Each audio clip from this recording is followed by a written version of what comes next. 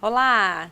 Muito bom ter você conosco para mais uma entrevista do curso Formação em Direitos Humanos e Cidadania, Teoria e Prática. Para o bate-papo de hoje, eu recebo Daniela Castro, que é advogada e mestre em Economia. Como vai, Daniela? É ótimo receber você. Obrigada. Foi um prazer também estar aqui. Bom, a nossa conversa vai focar nos direitos humanos, econômicos e sociais, a desigualdade e suas razões, além de outras questões que envolvem o assunto. E eu começo já perguntando se é fácil entender economia. Eu acho que é interessante a pergunta. Quando a gente fala de direitos econômicos e sociais, todo mundo, em geral, pensa o que está escrito na Constituição, o que todo mundo tem direito à saúde, educação. Só que falar de direitos sociais e econômicos é falar de economia, e muita gente tem medo disso.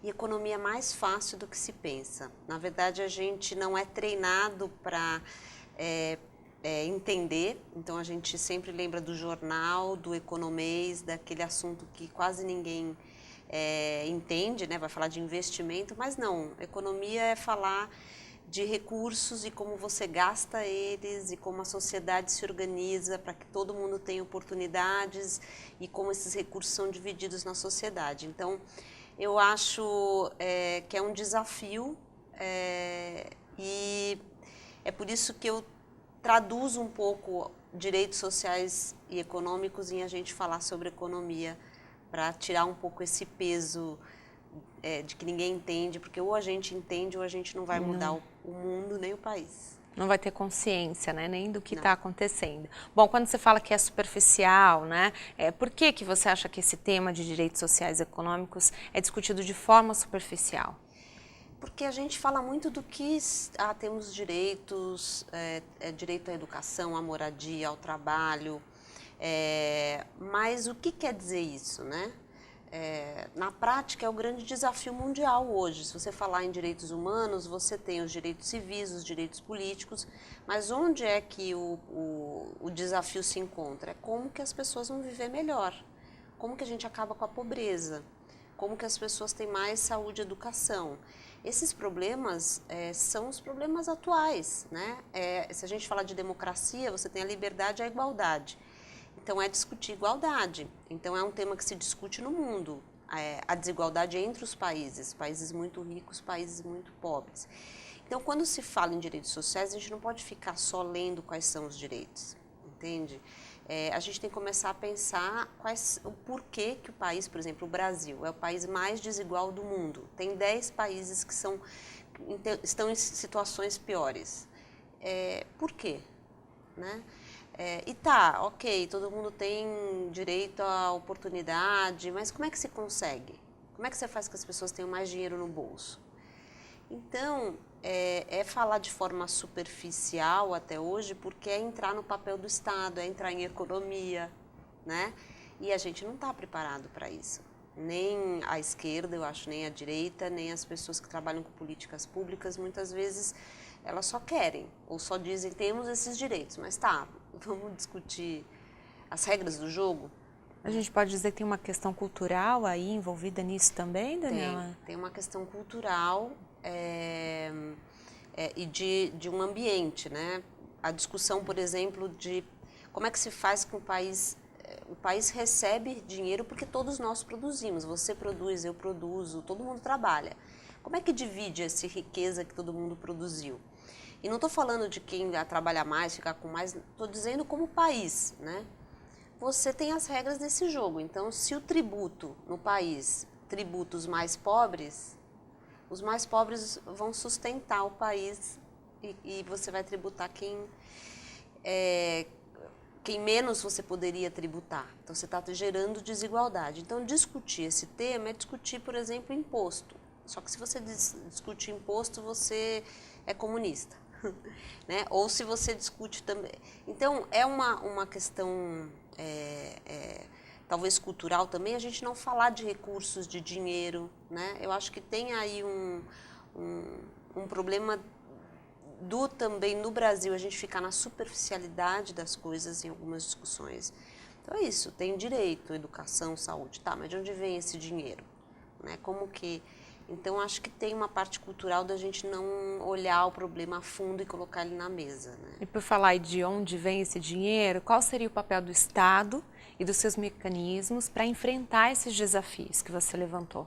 Então, o Estado regula, ele vai dizer quem é que vai ficar com dinheiro, quem não vai ficar com dinheiro. Então, quando ele fala, eu vou dar crédito para uma determinada setor do país, ele está dizendo que esse setor vai ter uma chance maior de ter dinheiro para poder gerar. Quando ele fala que você vai pagar imposto e eu não, quer dizer que eu vou ter mais dinheiro que você.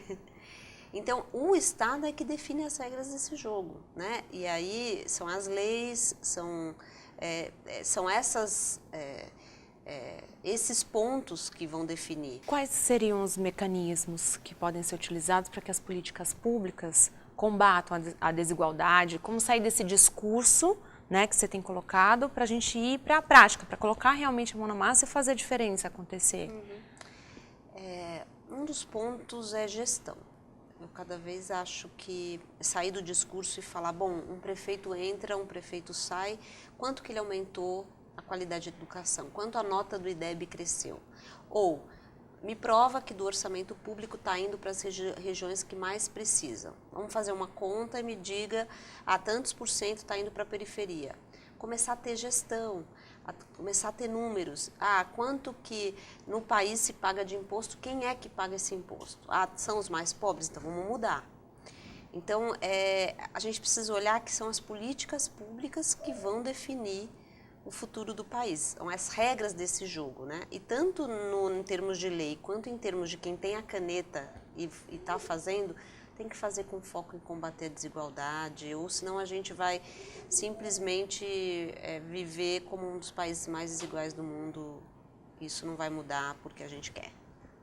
E por que o Brasil é um dos países mais desiguais do mundo? Eu associo alguns elementos, tributação. As políticas públicas, elas não têm um olhar para quem mais precisa, é só você ver nas cidades, né? Será que a gente realmente coloca o recurso nas periferias? Entendeu? Então esse é um motivo de que a gente é desigual. E qual que seria o papel da cultura e ambiente nesse aspecto? É claro que teria muitas outras coisas para a gente envolver nessas questões, né? A gente está destacando um ou outro, mas o que a gente poderia falar do papel da cultura e do ambiente? Eu acho que é aquilo que a gente estava falando anteriormente, das pessoas se interessarem mais por política, porque na verdade é o país que a gente vai viver no futuro, né? Não achar que tem um salvador da pátria. Então, assim... Ficar esperando alguém aparecer e falar, agora vai gente, tudo resolver. Isso é uma coisa meio infantil, né? A gente espera alguém... Utópico, né? Não, a gente tem que... e começar a escolher de forma mais racional, e baseando em números, em ações concretas, não porque a pessoa parece que é boa, não. Realmente, o quanto que ela está realmente mudando a vida das pessoas, né? Melhora o IDEB, melhora a fila do posto de saúde, melhora o índice de desigualdade do país. Então, assim, eu acho que partir para levar mais a sério a política, com mais responsabilidade, de forma mais adulta, que eu acho que a gente tem feito. Trazer para a realidade mesmo, né? Assumir que a realidade é essa e enfrentar. Se a gente não assumir, esquece que não vai mudar. Bom, uma última pergunta para a gente poder encerrar esse bate-papo é como enfrentar esse problema, né? Seja de forma macro ou micro, ou seja, que cada um pode fazer, né? Qual é o papel de cada um? E a sociedade civil? Acho que eu respondi um pouco isso Eu acho que é tanto olhar as políticas macros, então assim, qual é a regra tributária desse país, né? Então, discutir as regras do jogo, mas também, por exemplo, um funcionário público, ele pode definir se a política que ele está fazendo, que ela seja menos desigual, né? Um plano municipal, uma secretaria, um ministério, mas uma secretaria, ela pode definir, olha, do recurso que eu tenho, eu realmente estou levando aonde mais precisa, a população mais vulnerável. Então, a desigualdade, ela acontece em todos os níveis, né? Você tem uma decisão macro, mas você também tem uma decisão micro. E a sociedade civil, eu acho que cada vez mais, eu acho que é importante a gente investir. Primeiro que a sociedade civil brasileira, ela doa pouco, ela tem que doar mais, ou ela ser mais voluntária. E quando doar, tem as organizações que atendem as pessoas, né, diretamente, que são importantes, que fazem trabalho diretamente com a população, mas tem também aquelas organizações que tentam mudar as regras do jogo. Né? Como você falar o Greenpeace, né? Como você falar organizações que tentam melhorar a política, que tentam fiscalizar o governo. Todo mundo tinha que doar para alguma organização dessa, entendeu? Porque, de certa forma, ela está fazendo com que as regras desse jogo sejam melhores. Então, se a pessoa não consegue ser candidata ou não consegue acompanhar diretamente ser deputado, alguma ação dá para fazer. Não precisa ficar só reclamando. É só colocar a mão na massa. Dá para fazer. Olha, o nosso tempo chegou ao fim, a gente precisa encerrar. Eu queria agradecer mais uma vez pela sua presença. Foi ótima a nossa conversa. Foi ótima, eu agradeço muito. E você aí, espero que tenha aproveitado todo esse conteúdo e se estimulado até a buscar por muito mais. A gente se vê na próxima aula.